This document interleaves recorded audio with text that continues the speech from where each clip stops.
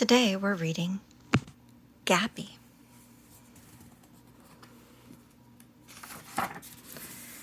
Gabby, written by Stephen Cosgrove, illustrated by Robin James. This is a serendipity book. At times in life you will see yourself not as a dashing prince or princess, but rather as a silly clown. For the first time and the only time, I dedicate this book to me, Stephen. Like a warm woolen blanket, nighttime wrapped itself about the trees in the forest of your mind.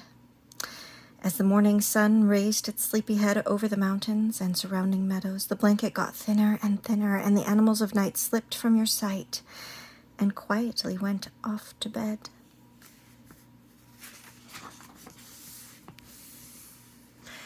The creatures of light and sight began browsing in the meadows, searching for food, their mouths opened in early morning yawns. All the creatures, that is, except little bundles of fuzzy fur called furry eyefuls. The furries still slept in small little groups in the gnarls and roots of the trees. The shafts of morning light crept across the stumps and bumps and slowly warmed the furry eyefuls to a new and exciting day. They stretched and yawned and quietly began to file down to the pond at the edge of the forest, looking for beautiful things. Quietly, that is, except for one little brown-eyed furry called Gabby. From the moment she woke, Gabby noisily began to tell everyone around her about her dreams from the night before. "You see, I fell asleep, and then I started to dream and dream," she chattered. The other furries gently tried to ignore her as she babbled on and on. "I must have fallen asleep really quickly, right after dark. It seemed like I hadn't slept at all when I started dreaming, and it wasn't one of your normal dreams, but a real special dream like I always have." "Shh," the other furries whispered. She looked around in total amazement and asked, "Why? You mean you don't want to hear about my dreams?" "No," said one of the furries as he took her off to the side of the trail.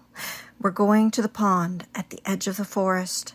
It's here that we wish to see the great swans of dawn before they lift their wings and fly away into the morning sky." "Oh," she murmured as they continued down the trail.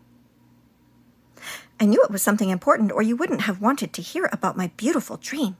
Boy, was it a beautiful dream." "Shh," the others whispered in unison. They walked on just a little farther until they came to the pond at the edge of the forest.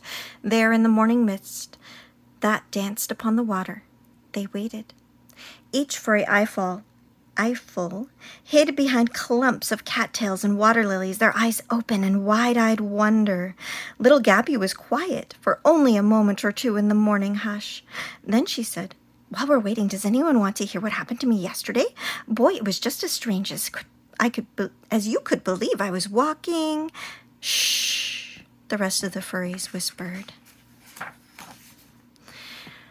Moments later, sailing regally like two magnificent ships, the swans of dawn began to swim into view. Their feathers were ivory-colored beige, and their arched necks bobbed gently as they slipped across the lapping waters of the pond. Just as the swans were close enough to view in all their splendor, Gabby stood and said in wonder, "Boy, you guys were right. They are pretty. I saw something almost as pretty last week when I was walking near the mountains at sunset." The swans, startled by a voice in their stillness of morning, reached out with their wings and, grabbing a bit of the morning mist, lifted high into the sky. Left only with rings of water where the swans were before, and one lonely feather floating in the pond, the furry eyeful stood and glared at mortified Gabby. "See," one of them shouted, "you little noisemaker. When will you ever learn that there is a time for talk and a time for silence?" With that, they all stalked away, leaving Gabby standing alone at the edge of the pond.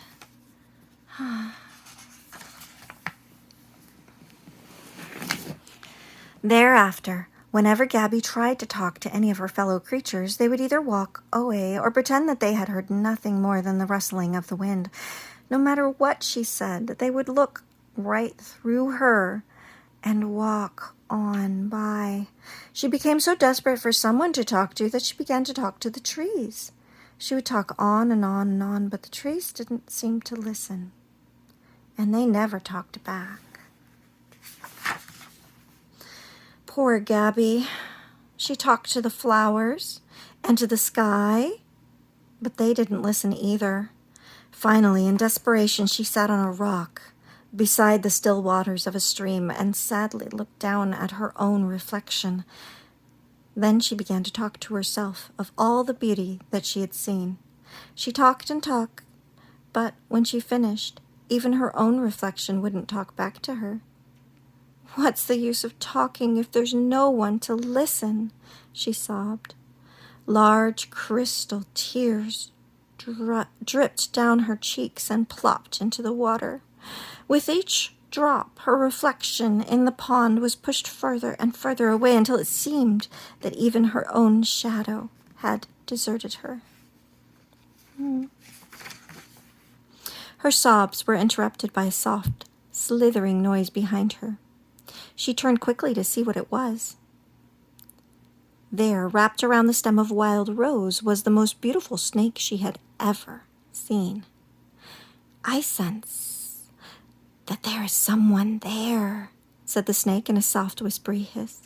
"Won't you speak so that I might know where you are?" Gabby wiped the last tear from her eye and looked closely at the beautiful snake.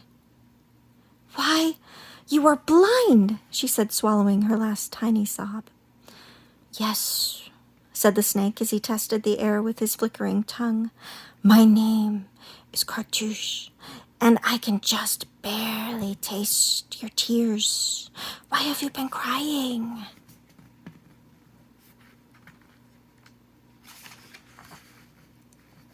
For the first time in her life, Gabby wasn't eager to tell her story.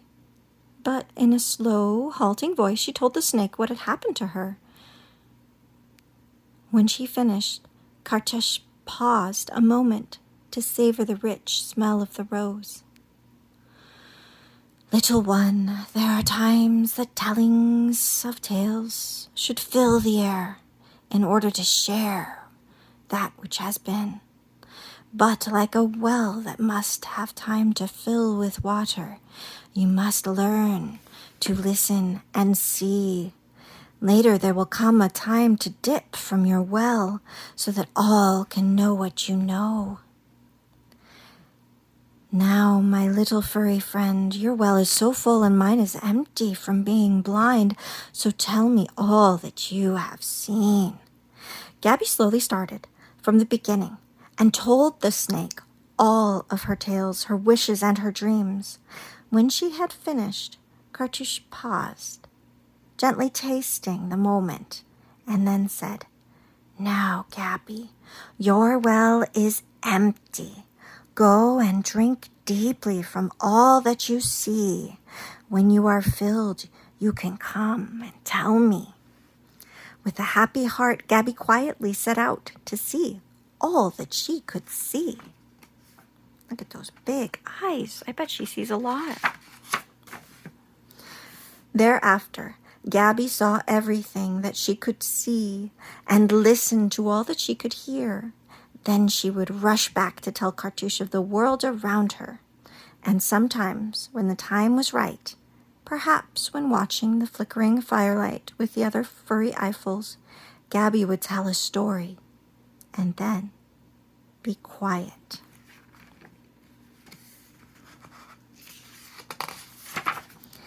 We see what we must see. Bright dawn, the sunlights glisten. But sometimes, like Gabby, we must also learn to listen. The end.